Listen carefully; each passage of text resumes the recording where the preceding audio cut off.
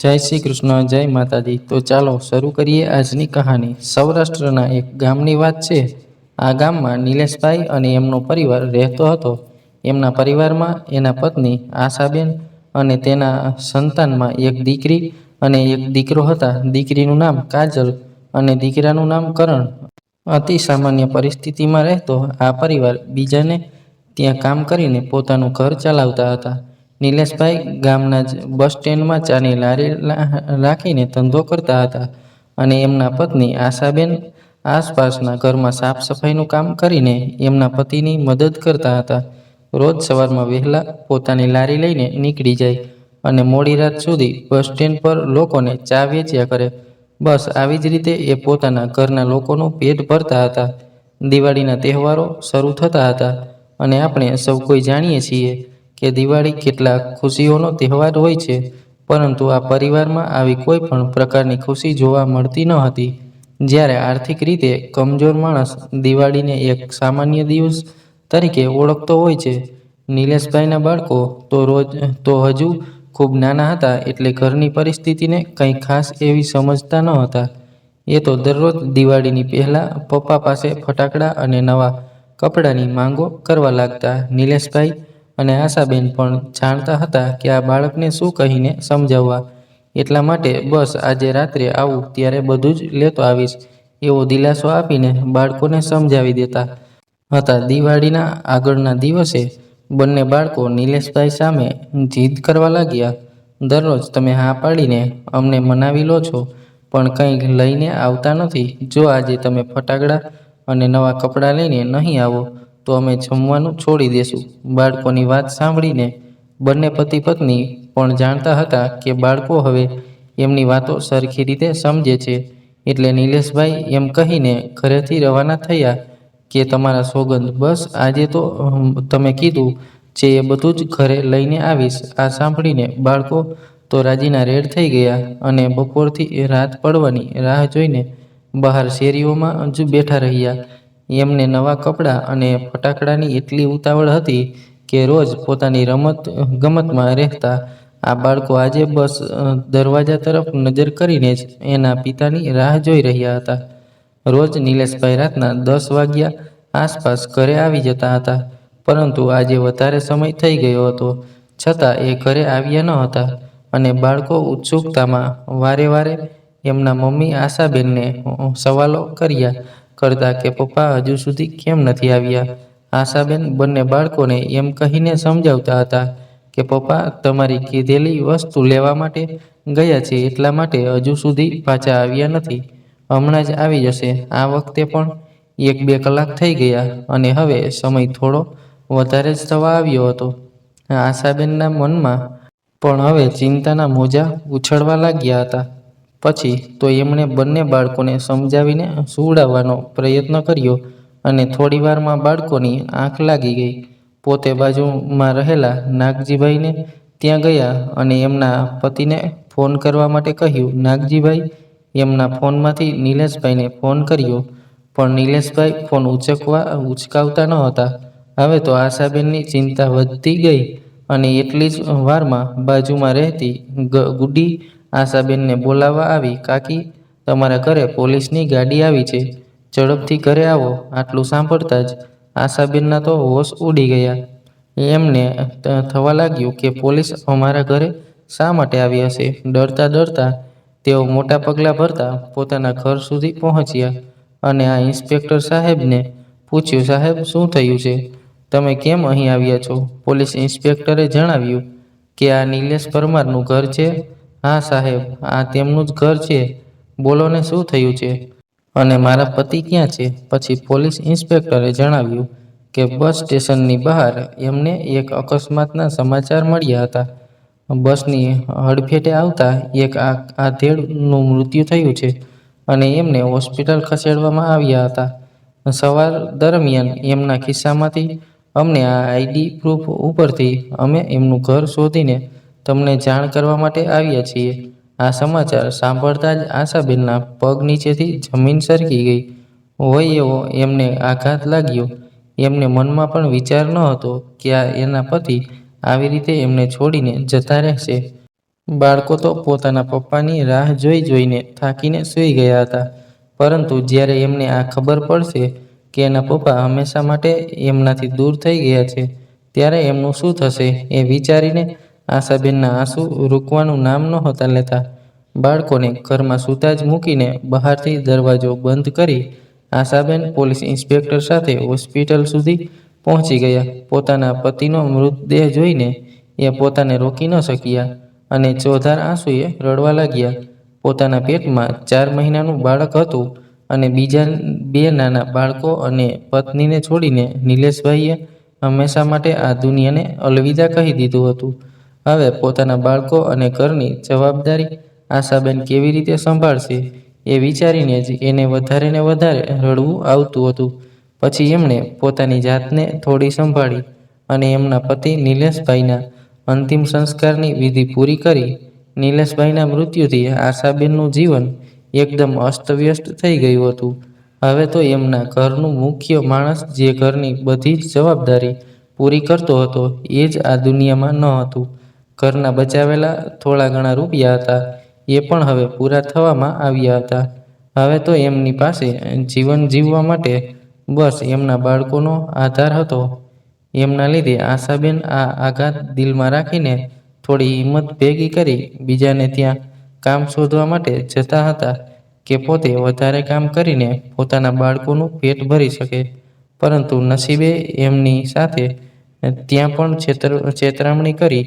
એમની હાલત જોઈને કોઈ પણ માણસ એમને કામ પર રાખતું ન હતું, કારણ કે એક તો એ ગર્ભવતી હતા અને ઉપરથી પતિના મૃત્યુ બાદ એમનું શરીર એટલું કમજોર પડી ગયું હતું કે પોતે પોતાનું પણ સરખું ધ્યાન રાખી શકે એવી હાલતમાં ન હતા. બધા લોકો પાસેથી નકારાત્મક જવાબ મળતા આશાબેન એકદમ હતાશા થઈ ગયા અને પોતાના ઘરે પાછા આવી ગયા. ઘરે આવીને એમણે જોયું તો એનો દીકરો ખૂબ બીમાર હતો. એનું શરીર પર હાથ ફેરવતા એક કોલસાની જેમ તપતો હતો. તરત જ એમણે પાણીના પોતા કરીને એના દીકરાના માથા પર મૂકવાનું શરૂ કર્યું. એના દીકરાની નિર્દોષ આંખોમાં એમને પીડા દેખાતી હતી, પરંતુ પોતાની પાસે એટલા રૂપિયા પણ ન હતા કે પોતાના બાળકને દવાખાના સુધી લઈ જાય. પોતાના બાળકની આ હાલત જોઈને આશાબેન ઘરમાં વસ્તુ આમ તેમ ફંફોડવા લાગ્યા અને એમાંથી જ એમના પતિની એક આખરી નિશાની, એક ચાંદીની અંગૂઠી જે એમના પિતાજીએ નિલેશભાઈને એની આપી હતી, એ વેચીને એમણે થોડાક પૈસાની વ્યવસ્થા કરી અને તરત જ પોતાના દીકરાને દવાખાના સુધી લઈ ગયા. ડોક્ટરે સારવાર કરી અને પછી થોડા દિવસમાં એનો દીકરો પણ સાજો થઈ ગયો. એક મા તરીકે એ પોતાની બધી જ ફરજ નિભાવતા હતા અને સાથે એના પેટમાં રહેલું બાળક, જેના લીધે એમની તબિયત પણ વધારે ને વધારે બગડતી જતી હતી. પોતાની જાતને તો એ સંભાળી શકે એમ નહોતા, પણ બાળકો પર પૂરેપૂરું ધ્યાન આપતા હતા. અને એક દિવસ આશાબેન એમના કામ પરથી ઘરે પાછા આવતા હતા કે અચાનક રસ્તામાં એમને ચક્કર આવવા અને એ જમીન પર નીચે ફસડાઈ પડ્યા. આસપાસ ઊભેલા લોકોની મદદથી તેઓ હોસ્પિટલ સુધી પહોંચી ગયા અને એ જ દરમિયાન તેમણે એક પુત્રને જન્મ આપ્યો. પોતાના બાળકનો ચહેરો જોઈને આશાબેન એમના બધા જ દુઃખ, દર્દ અને પીડાને ભૂલી ગયા અને એકીટસે સ્નેહભરી આંખોથી એના આ નવજન્મેલા બાળક તરફ જોતા રહ્યા. અને એમની બાજુના જ રૂમમાં એક ખૂબ પૈસાદાર માણસ પોતાની પત્નીને લઈને હોસ્પિટલ આવ્યા હતા. ઘણા વર્ષો બાદ એમના ઘરે પારણું બંધાવા જઈ રહ્યું હતું, પરંતુ કુદરતને આ વસ્તુ મંજૂર ન હતી અને જન્મતાની સાથે જ આ બાળક મૃત્યુ પામ્યું. એ ધનિક માણસ પોતાની પત્નીને એના બાળકના મૃત્યુના સમાચાર આપી શકે એવી પરિસ્થિતિમાં ન હતા અને એમના પત્ની સતત જીદ કર્યા કરતા હતા કે મને મારા બાળકોનો ચહેરો જોવો છે. અને એ જ સમય દરમિયાન નર્સ ડોક્ટરે આવીને જણાવ્યું કે બાજુના રૂમમાં રહેલા આશાબેન હોસ્પિટલમાંથી રજા લેવા માટે કહી રહ્યા છે. સાથે સાથે તેમની પાસે એટલા રૂપિયા પણ નથી કે પોતાની સારવાર કરાવી શકે. ડોક્ટરે કહ્યું કે એમને અત્યારે રજા અપાય એમ નથી, એમની હાલત થોડી ખરાબ છે. 2-3 દિવસ માટે અહીં જ રહેવું પડશે. એમને સમજાવો કે જો સારવાર નહીં લે તો એમને વધારે તકલીફ પડશે. આશાબેને પોતાની પરિસ્થિતિ ડૉક્ટરને સમજાવવાની ઘણી કોશિશ કરી અને પહેલો ધનિક માણસ ડૉક્ટર અને આશાબેન વચ્ચે થતી આ વાતચીત સાંભળતો હતો અને આશાબેનને જોઈને એમને થોડી દયા આવી. આ ધનિક માણસે ડૉક્ટરને કહ્યું કે તમે આ બહેનની સારવાર કરો. એમના જે કંઈ પણ રૂપિયા થતા હશે એ હું આપી દઈશ. એમની આ વાત સાંભળી સ્વાભિમાની આશાબેન હાથ જોડીને પહેલા ધનિક માણસને કહ્યું, સાહેબ, તમારો ખૂબ ખૂબ આભાર, પણ મને કોઈના રૂપિયાની પણ મદદ નથી જોઈતી. મારે બસ અહીંયાથી મારા ઘરે જવું પડશે. મારા 2 નાના બાળકો છે જે ભૂખ્યા તરસ્યા મારી રાહ જોતા હશે. કૃપા કરીને મને રજા આપી દો. ડૉક્ટરે આશાબેનને પોતાની જવાબદારી ઉપર દવાખાનામાંથી રજા આપી અને એ પોતાના બાળકને લઈને ઘર તરફ જવા માટે નીકળ્યા. પોતે શરીરથી એટલા કમજોર થઈ ગયા હતા કે એમને ચક્કર આવવા લાગ્યા અને પોતાના પગે સરખા ચાલી શકે એવી હાલતમાં પણ ન હતા. પેલો ધનિક માણસ એમની પાછળ જ ગયો હતો અને જોયું તો આશાબેન પોતાના બાળકને લઈને નીચે વળી જવાના હતા કે અચાનક આ માણસે આશાબેનને પકડી લીધા અને એના બાળકને પણ પડતા બચાવી લીધું. પછી એ માણસે આશાબેન અને એના બાળકને એના ઘર સુધી મૂકવા માટે ગયો. આશાબેનના ઘરની હાલત જોતા એમની પરિસ્થિતિ સ્પષ્ટ રીતે વર્તાઈ આવી હતી. જૂના બાંધકામનું નાનકડું એવું મકાન, જ્યાં ઉપર નળિયા અને નીચે ગારની જમીન. શેઠે એમના મકાનની અંદર નજર કરી તો એના 2 બાળકો ઓસરીમાં એના મમ્મીની રાહ જોઈને બેઠા હતા. આશાબેનને જોઈને એ બંને એમને ભેટી પડ્યા અને પૂછવા લાગ્યા કે મમ્મી, તું ક્યાં જતી રહી હતી? અમે ક્યારના તારી રાહ જોતા હતા. પોતાના બાળકોને જોઈને આશાબેનને જીવમાં જીવ આવ્યો અને પછી પહેલા શેઠનો આભાર માની અને તેઓ ઘરની અંદર ચાલતા થયા કે પહેલા માણસે એમને રોક્યા. આ પૈસાદાર માણસે હાથ જોડીને ચહેરા પર ઉદાસી અને આંખમાં આંસુ સાથે આશાબેનને કહ્યું, બહેન, મારા અર્થની એક વાત તમને જણાવું છું. કૃપા કરીને મને નિરાશ ન કરશો. મને આપના પાસેથી એક વસ્તુ જોતી છે. આશાબેન આશ્ચર્યમાં પડી ગયા કે આટલા પૈસાદાર માણસને વળી મારા જેવી ગરીબ પાસેથી શું એવું જોતું હશે કે જે એની પાસે નથી. પહેલા શેઠ કહેવા લાગ્યા કે મને તમારી એ વસ્તુ જોઈએ છે જે ક્યારેય પૈસાથી ખરીદી શકાય એમ નથી અને દુનિયાનો કોઈ પણ રૂપિયો એ વસ્તુને ખરીદી શકે એમ પણ નથી. આશાબેન કંઈ સમજ્યા નહીં.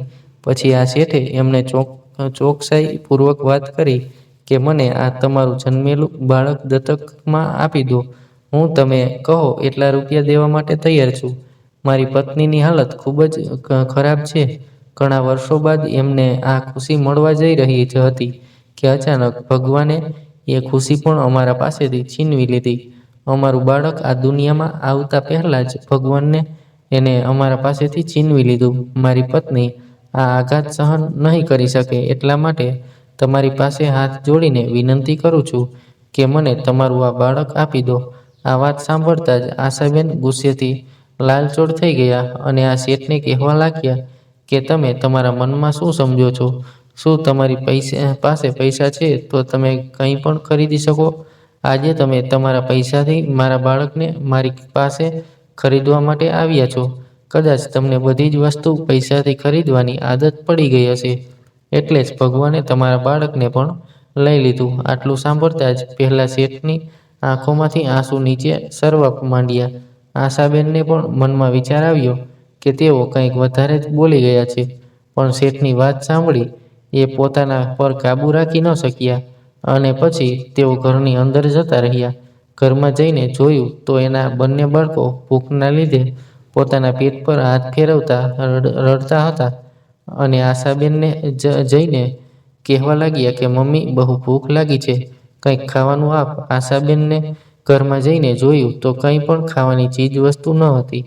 પોતાનો પગાર લેવા માટે જતા હતા અને એ જ સમય દરમિયાન એમની સાથે આવું થયું હતું. પછી તો તેમણે આડોશ પાડોશમાંથી થોડાક ખોરાક માંગીને એના બાળકોનું પેટ પૂરું કર્યું. બીજે દિવસે એ પોતાનો પગાર લેવા માટે એના શેઠને ત્યાં ગયા અને જોયું તો એ પરિવાર રજાના દિવસોમાં બહાર ફરવા માટે નીકળી ગયો હતો. હવે તો પોતે પણ ત્યાંથી પૈસા લાવશે અને બાળકોનું પેટ કેવી રીતે ભરશે એ ચિંતા એમને સતાવવા લાગી. એ ચિંતામાં અને ચિંતામાં આશાબેન પોતાના ઘરે પાછા આવતા હતા કે અચાનક ફરી પહેલા શેઠ એને રસ્તામાં મળ્યા અને એમની વાતો એના મગજમાં ફરી મોજાની જેમ ઉછળવા લાગી. એક તરફથી માનું હૃદય પહેલા ધનિક શેઠની વાત માનવા માટે તૈયાર ન હતું અને બીજી તરફ એ જ માં કે જે પોતાના નાના બાળકોને ભૂખ્યા જોઈ શકે એમ ન હતી. ઘણા વિચારો પછી આશાબેન કટાક્ષભરી નજરોથી શેઠ સામે જોઈ રસ્તા પરથી પસાર થયા. પોતે એક ઘરમાં તો કામ કરતા હતા, પરંતુ હજી વધારે પૈસા કમાવવા માટે એ બીજી જગ્યાએ પણ મહેનત કર્યા કરતા. બધી જ જગ્યા પરથી કામ ન મળતા હારીને તેઓ પોતાના ઘરે આવ્યા અને અચાનક એમના મનમાં વિચાર આવ્યો કે એના પતિની ચાની લારી લઈને એક ધંધો કરી શકે અને પોતાનું ઘર પણ ચલાવી શકે. પછી તો નિલેશભાઈની જેમ આશાબેને પણ બસ સ્ટેન્ડમાં રહી ચા વેચવાનું શરૂ કર્યું, પરંતુ ઘરની જવાબદારી અને બાળકોની જવાબદારી એમને પૂરી રીતે એના આ કામમાં મન પરોવવા દેતી ન હતી. એ નિલેશભાઈની જેમ દોડધામ કરીને પોતાનું ઘર ચલાવી શકે એટલા પૈસા કમાઈ શકે એમ ન હતા અને તે પરિસ્થિતિમાં ત્યાં જ આવીને ઊભી રહી અને ખાવાના પણ ફાંફા પડવા લાગ્યા. દિવસે ને દિવસે ઘરની એક એક વસ્તુ વેચીને એ પોતાના બાળકોનું પેટ ભરતા હતા અને પછી તો ઘરમાં રહેલી વસ્તુઓ પણ ખતમ થવા આવી અને એક દિવસ એવો પણ આવ્યો જ્યારે આશાબેનને પોતાના બાળકોને ભૂખ્યા સુવડાવવા પડ્યા. એ દિવસે એમને પોતાનાથી જ નફરત થઈ હતી કે એક માં થઈને એ પોતાના બાળકોનું ભરણ પોષણ પણ કરી શકતા નથી. પોતાના ઘરને અને બાળકોની હાલત જોઈને એમને વિચાર આવ્યો કે હું આ બે બાળકોનું ભરણ પોષણ પણ સરખી રીતે નથી કરી શકતી, તો મારા આ ત્રીજા બાળકનું કેવી રીતે કરીશ? ત્યારે અચાનક એને પહેલા ધનિક શેઠની કહેલી વાત યાદ આવે છે. એમનું મન એ વાતને માનવા માટે તૈયાર ન હતું, પરંતુ એક માં હંમેશા પોતાના બાળક માટે સારું જ વિચારતી હોય છે અને આવો જ કંઈક વિચાર હવે આશાબેનને આવી રહ્યો હતો. આશાબેનનો આ નિર્ણય હૃદય ઉપર પથ્થર રાખીને કરવામાં આવેલો નિર્ણય હતો. પોતાના બાળકનો ઉછેર એક સારા ઘરમાં થઈ શકે તે માટે હવે તે આ બાળકને આ શેઠને સોંપવા માટે મનોમન તૈયાર થઈ ગયા હતા. આ વેદના એવી હતી જે એક માતા જ જાણી શકે. આ આખી રાત આશાબેન તે બાળકને પોતે હૃદયસરસો ચાપી લીધો અને ખુલ્લી આંખો તે બાળકનું ભવિષ્ય નિહાળતા રહ્યા કે આ ધનિક શેઠ તે બાળકને ભણાવી ગણાવીને મોટો કરશે અને કદાચ તે એક ડૉક્ટર બનીને મારા જેવી ઘણી બધી લાચાર માતાઓની સેવા કરશે. આવા જ ઘણા બધા સપના એક માતા પોતાના બાળક વિશે વિચારીને ખુલ્લી આંખે આખી રાત નિહાળતી રહી. સપનાની સાથે આશાબેનની આંખોમાંથી દળદળ કરતા આંસુડા પણ વહેતા હતા. શિયાળાની એક કુડી સવાર અને પક્ષીઓનો કલરવ આ સપનામાંથી આશાબેનને બહાર લાવે છે અને જ્યારે નજર પડે છે તો સોનેરી દિવસ આગળ મરડીને ખીલી ઉઠ્યો છે. કદાચ આ દિવસ તેના આ કાળજાના કટકાને ધનિક શેઠને સોંપવાનો દિવસ હતો અને સવારના સુમારે પોતાના પગ ભારે કરીને આશાબેન હોસ્પિટલ સુધી પહોંચે છે, જ્યાં પહેલીવાર એમને આ શેઠ મળ્યા હતા. પોતાના હૃદય પર જાણે બહુ મોટો પથ્થર રાખી દીધો હોય એટલો ભારે એમને આજે મહેસૂસ થતો હતો અને ઉદાસ ચહેરે પોતાના હાથમાં એ નાના બાળકને લઈને એ હોસ્પિટલ સુધી પહોંચે છે અને ત્યાં બહાર જ પહેલા શેઠ મેડિકલમાં કંઈક દવા લેતા હતા અને આશાબેન તરત જ એમના પાસે જઈને ઊભા રહી ગયા.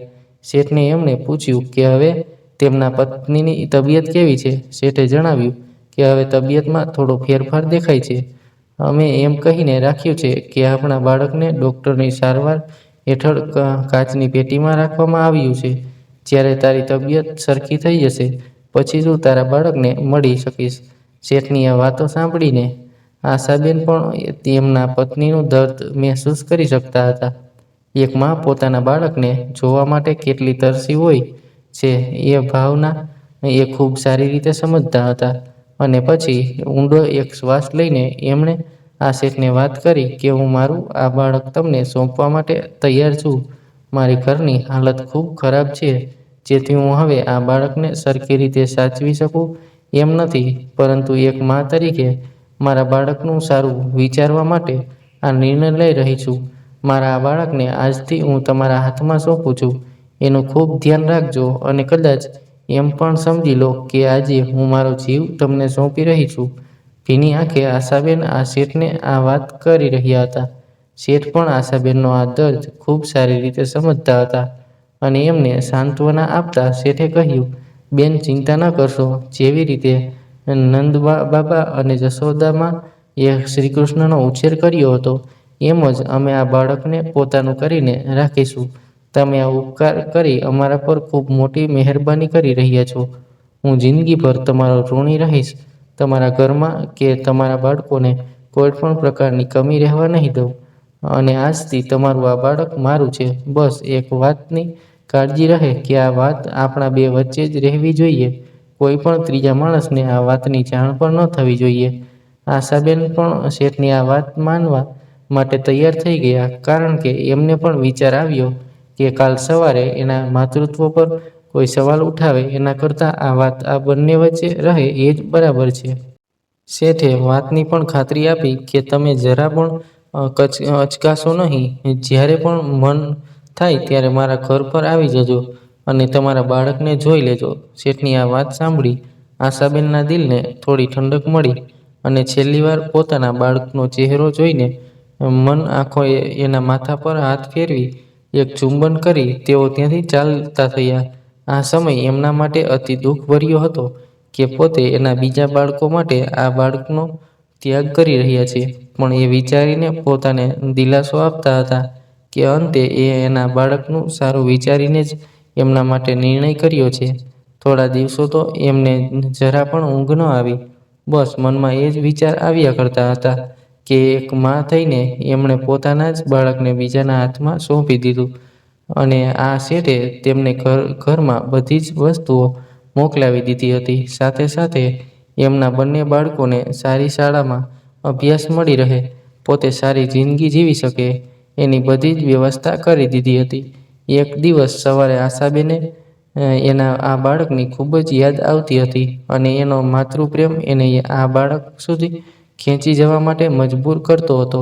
પછી તેઓ આ શેઠના ઘરે પહોંચી ગયા અને જઈને જોયું તો બહારના ગાર્ડનમાં આજ શેઠ એની પત્ની અને આ બાળક સાથે બેઠા હતા. શેઠાણીએ પૂછ્યું કે શું કામ છે? આશાબેને કહ્યું કે મેડમ, કોઈ કામવાળીની જરૂર હોય તો હું કામ કરવા માટે તૈયાર છું. જે પણ કહેશો એ કામ કરી લઈશ અને જે કંઈ પણ રૂપિયા આપશો એ લઈ લઈશ. શેઠાણીએ તરત જ આશાબેનને જવાબ આપી દીધો, ના, અત્યારે તો કોઈ કામવાળાની જરૂર નથી. અમારા ઘરમાં બધા નોકરો કામ કરવા માટે છે. જો કંઈ જરૂર પડશે તો કેવડાવીશ. શેઠાણીનો આ જવાબ સાંભળીને આશાબેનના ચહેરા પરના ભાવ ઉતરી ગયા અને એમની આંખો બસ અંદર ઘોડિયામાં સૂતેલા એના બાળક પર જતી હતી. આ શેઠાણીએ એમના ઘરની બહાર નીકળવા માટે કહ્યું, કારણ કે આશાબેન એક ટસે ઘોડિયામાં સૂતેલા એના બાળક તરફ જોતા હતા અને શેઠાણીએ આ વાત જરા પણ પસંદ નહોતી આવતી. પોતાની પત્ની સામે આ શેઠ કંઈ પણ ખુલાસો કરવા નહોતા માંગતા, એટલે શેઠાણી જે કંઈ પણ કરી રહ્યા હતા એમાં દખલઅંદાજ ન કરતા. એ બસ પોતાના કામમાં મશગુલ રહ્યા અને આશાબેન એ ઘરમાંથી બહાર નીકળી ગયા. એમનું મન સાવ ઉદાસ થઈ ગયું હતું અને ફરી જ્યારે જે રસ્તા પર આ શેઠ એમને મળ્યા હતા એ રસ્તા પર એ ઊભા રહ્યા કે જ્યારે પણ શેઠ બહાર નીકળે તો એમની સાથે વાતચીત કરી એના બાળકની સાર સંભાળ લઈ શકાય. રસ્તા પર રાહ જોતા જોતા ઘણો સમય વીતી ગયો હતો, છતાં હજુ સુધી આ શેઠ આવ્યા ન હતા. ઊભા રહીને થાકીને એકલા ઓટલા પર જઈને બેસી ગયા અને થોડી જ વારમાં આ શેઠ ત્યાંથી પસાર થયા અને તરત જ ઊભા થઈને આશાબેન પાસે ગયા અને કહેવા લાગ્યા, તમે તો મને કહ્યું હતું કે જ્યારે મને મન થાય ત્યારે મારા બાળક પાસે આવીને એને જોઈ શકીશ, તો શા માટે કાલે તમે મને તમારા ઘરમાં આવવા ના દીધી? શેઠે જણાવ્યું કે એની પત્નીને આ બાબતમાં કોઈ જાણ નથી, એટલે એ ઈચ્છે છે તો પણ મારી મદદ કરી શકે એમ ન હતા અને મારી પત્નીને આ બાળકનું એટલું વહાલું છે કે કોઈ પણ નોકર કે અન્ય કોઈ માણસને આ બાળક પાસે આવવા પણ નથી દેતી. તમે જરા પણ ચિંતા ન કરો, તમારું બાળક ખૂબ સારી રીતે સચવાય છે અને મારી પત્ની એના સગા દીકરા કરતાં પણ વિશેષ સાચવે છે. બસ મારે એકવાર મારા બાળકને નજીકથી જોવું છે. ઘણા દિવસો થઈ ગયા મેં એનો ચહેરો પણ નથી જોયો. રડતી આંખે આશાબેન હાથ જોડીને આ શેઠને કહેવા લાગ્યા. શેઠ પણ આશાબેનની લાગણીઓને સમજતા હતા એટલે એમને જણાવ્યું કે કાલ સવારે 9 વાગ્યાની આસપાસ મારા પત્ની દરરોજ મંદિર પર જાય છે. અને આ બાળકને રૂમમાં સુવડાવીને પોતે થોડીવાર માટે ઘરની બહાર હોય છે. તો એ સમય દરમિયાન તમે ઘરે આવીને તમારા બાળકને જોઈ શકો છો. શેઠની આ વાત સાંભળતા જ આશાબેન ખૂબ ખુશ થઈ ગયા અને બીજા દિવસે શેઠના કહ્યા મુજબ એ એમના ઘરે પહોંચી ગયા. જેવા શેઠાણી મંદિરે જવા માટે બહાર નીકળ્યા અને આશાબેન પોતાના બાળકને મળવા માટે ઘરની અંદર પ્રવેશ કર્યો. આ બાળક આશાબેનને જોઈને અનોખું સ્મિત કરીને બસ એનો સાડીનો છેડો પકડીને પોતાના હાથથી રમવા લાગ્યો. આશાબેન બસ એના બાળકને આવી રીતે રમતો જોઈને ચહેરા પર હાસ્ય રાખીને અશ્રુની ધારાઓ વહાવતા રહ્યા. એમને મન થયું કે એકવાર આ બાળકને પોતાના છાતીએ લગાડી દે અને એ પોતાના અંદર રહેલી એ માને રોકી ન શક્યા અને બાળકને પોતાના હાથમાં લઈને એમના ગળે લગાવી લીધું. અત્યાર સુધી રોકી રાખેલા આંસુ એક ક્ષણમાં જ વરસાદના પ્રવાહની જેમ વરસી પડ્યા. અને એ જ સમય દરમિયાન અચાનક શેઠાણી અહીંયા આવી પહોંચ્યા. તેઓ આ દ્રશ્ય જોઈને એકદમ સ્તબ્ધ થઈ ગયા. ગુસ્સાથી લાલચોળ એ તરત જ આશાબેનની બાજુમાં આવી ગયા અને આશાબેનના હાથમાંથી પોતાનું બાળક લઈ લીધું અને આશાબેનનો હાથ પકડીને ઘરની બહાર કાઢી મૂક્યા. એટલી વારમાં તો આસપાસ લોકોની ભીડ પણ જામી ગઈ અને શેઠાણી ના બોલવાના વેણ બોલવા લાગી. મને તો પહેલા દિવસે જ્યારે તું અહીંયા કામ માંગવા આવી હતી ત્યારે જ શંકા ગઈ હતી કે તારી નજર મારા આ બાળક પર છે. તમારા જેવા લોકો જે અમારા જેવા પૈસાદાર લોકોના બાળકોને અપહરણ કરી જાય છે અને પછી વધારે પૈસાની માંગણી કરીને આવા ધંધા કરે છે. પોતાના પર લાગતા આવા ખોટા આક્ષેપો સાંભળીને આશાબેન હાથ જોડીને શેઠાણી પાસે માફી માંગતા રહ્યા. પરંતુ શેઠાણીએ એમની એક વાત પણ ન સાંભળી અને અપમાનિત કરીને એમને ઘરની બહાર કાઢી મૂક્યા. અને હવે જો ક્યારે પણ અહીંયા આસપાસ જોવા મળીશ તો પોલીસમાં ફરિયાદ કરીને તને જેલ ભેગી કરી નાખીશ એવી ધમકી પણ આપી દીધી. આશાબેન ત્યાંથી ચાલતા થયા અને જેવી રીતે આશાબેન એ બાળકને પોતાના ગળે લગાવ્યો હતો એવી જ રીતે આ શેઠાણી પણ એના બાળક સાથે થયેલ આ ઘટનાને લીધે થોડા ચિંતામાં મુકાઈ ગયા. અને રાત્રે એણે શેઠને આ બાબતે વાત જણાવી કે પેલી કામવાળી જે અહીંયા એ દિવસે કામ માંગવા માટે આવી હતી એણે આજે ઘરમાં આવીને આવું સાહસ કર્યું. પોતાની પત્નીની આ વાત સાંભળીને શેઠ પણ થોડી ચિંતામાં આવી ગયા અને એમને વિચાર આવ્યો કે આજ નહીં તો કાલ જો આ બાળક આશાબેનની નજર સામે રહેશે તો એ પોતાના માતૃપ્રેમને રોકી નહીં શકે. અને એ જ રાત્રે એમણે આ ગામ છોડીને મોટા શહેર જવાનો નિર્ણય રાતોરાત કરી નાખ્યો.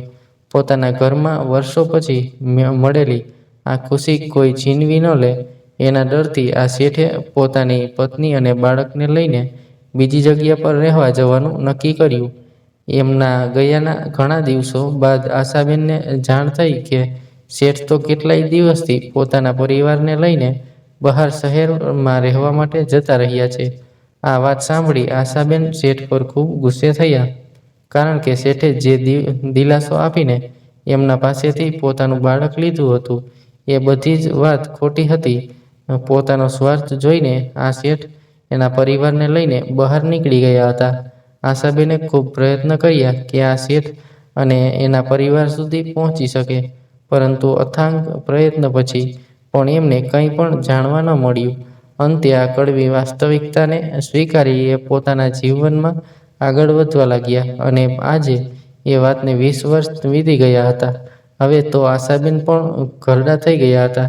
જે બાળકોના લીધે એમને પોતાની જિંદગીમાં એટલા સંઘર્ષ કર્યા હતા એ જ બાળકોએ પોતાની માતાને નોંધારી મૂકીને પોતાની જિંદગીમાં ઘણા આગળ વધી ગયા હતા. અને બીજી તરફ શેઠના પરિવારમાં બસ એમના પત્ની ભીમણાબેન અને એનો દીકરો આજથી થોડા મહિના પહેલાં જ શેઠનું હૃદય હુમલામાં મૃત્યુ થઈ ગયું હતું. મિત્રો, આગળ શું બન્યું એ ઘટનાની વાત કરીએ તેના પહેલાં જો આપ ચેનલ પર નવા દર્શક હોય તો નીચે આપેલું સબસ્ક્રાઇબનું બટન દબાવીને ચેનલને અત્યારે જ સબસ્ક્રાઇબ કરી લેજો, જેથી દરેક નવા એપિસોડની માહિતી આપને સમયસર મળતી રહે. આશાબેન એકલા પોતાની ઝૂંપડી જેવા મકાનમાં રહેતા હતા. ઉંમરની સાથે સાથે હવે એમના હાથ પગ પણ સરખી રીતે કામ નહોતા કરતા. તેમનો દીકરો શહેરમાં રહીને પોતાનો અલગ સંસાર માંડીને બેઠો હતો. અને દીકરી તો થોડા સમય પહેલાં જ લગ્ન કરીને પોતાના સાસરે જતી રહી હતી. જમાઈનો સ્વભાવ થોડો કડક હતો, એટલે ધારે તો પણ દીકરી એમની સાર સંભાળ લઈ શકે એમ ન હતી. એક દિવસ સવારમાં શેઠનો દીકરો સાગર પોતાના કંઈક કામના કાગળ શોધતો હતો અને અચાનક એને યાદ આવ્યું કે એ જમીનનો સોદો તો પિતાજીએ કર્યો હતો. પછી એ પોતાના પપ્પાના રૂમ તરફ ગયો અને અલમારીમાંથી એને જોતા ડોક્યુમેન્ટ શોધવા લાગ્યો. અને આ ડોક્યુમેન્ટ શોધતી વખતે એના હાથમાંથી થોડી ઘણી ફાઇલો નીચે પડી ગઈ અને એ જમીન પર વિખેરાઈ ગઈ. પણ સાગર તો પોતાના કાગળ શોધવામાં મશગુલ હતો. પછી જ્યારે એને કાગળ મળ્યો અને સાગરે ચકાસીને એ કાગળ પોતાના બેગમાં નાખ્યો, પછી એણે ધીમે ધીમે આ નીચે પડેલી ફાઇલો ઉપર મૂકવાનું શરૂ કર્યું અને એમાં જ એને પોતાના પિતાજીની એક જૂની એવી ડાયરી જોવા મળી. એના પર ખૂબ જ સુંદર દ્રશ્ય ચિતરેલું હતું. આ જોઈને એને આ ડાયરી ખોલવાની ઉત્સુકતા થઈ કે પપ્પાના જમાનાની ડાયરી વળી તો કેવી હશે. એને જેવી જ આ ડાયરી ખોલી એમાં જે લખ્યું હતું એ વાંચ્યું ને તો જાણે એના હોશ ઉડી ગયા. એ તરત જ એ ડાયરી લઈને પોતાના મમ્મી પાસે ગયો અને એના હાથમાં આ ડાયરી આપી. એમાં લખ્યું હતું કે હવે મારી પાસે જીવવાનો કોઈ વધારે સમય નથી, એટલા માટે વર્ષોથી રાખેલો મારા હૃદય પરનો ભાર આજે હું ડાયરીમાં લખીને ઉતારવા માંગુ છું. સાગર આપણો સગ્ગો દીકરો નથી. જે કામવાળીને તમે ઘરમાંથી કાઢી મૂકી હતી એ જ સાગરની માતા છે. આપણા પુત્ર તો જન્મતાની સાથે જ મૃત્યુ પામ્યો હતો. મેં એમના પાસેથી સાગરને દત્તક લઈને આપણા ઘરે લાવ્યો હતો અને હું તારા પાસેથી એ ખુશી છીનવા નહોતો માંગતો. એટલા માટે આજે આ અપરાધ ભરી લાગણીમાંથી મુક્ત થવા માંગુ છું. સાગરના માતાની પરિસ્થિતિ ખૂબ ગરીબ હતી. ઘરની પરિસ્થિતિના લીધે એમણે પોતાના 2 બાળકોનું પેટ ભરવા એના નાના બાળકને મને દઈને અને હું એમને દર મહિને એના ઘરે અનાજ અને જરૂરી ચીજવસ્તુ પહોંચાડી દેતો હતો. પણ જ્યારે તમારા બંને વચ્ચે એ દિવસે જે કંઈ પણ બન્યું એ પછી હું કંઈ પણ પ્રકારનું જોખમ લીધા વગર તમને બંનેને લઈને અહીંયા શહેરમાં આવી ગયો. બસ બની શકે તો એકવાર સાગરને એની માતા પાસે લઈને જજો, એટલે મારી આત્માને શાંતિ થઈ જશે. શેઠની આ ડાયરીમાં એમની આ લખેલી હકીકત જોઈને વિમળાબેન અને સાગરની તો આંખો ચાર થઈ ગઈ. પછી થોડીવાર રહીને વિમળાબેન રડવા લાગ્યા અને કહેવા લાગ્યા કે એક મા સાથે મેં એવો ખરાબ વ્યવહાર કર્યો કે જે તો એના બાળકને માત્ર જોવા અને રમાડવા માંગતી હતી. મેં એ હક પણ એની પાસેથી છીનવી લીધો. સાગરે વિમળાબેન પાસે જઈને કહ્યું, મમ્મી, એમાં તમારે અફસોસ કરવાની કોઈ જરૂર નથી. જો એને મારી એટલી જ પડી હોત તો મને પપ્પાને થોડી આપી દીધો હોત. એને એમના બીજા બાળકોની ચિંતા હતી, એટલે એણે મારો સહારો લઈને પોતાના એ બાળકોને ઉછેર કર્યો અને મને તમારા હાથમાં સોંપી દીધો.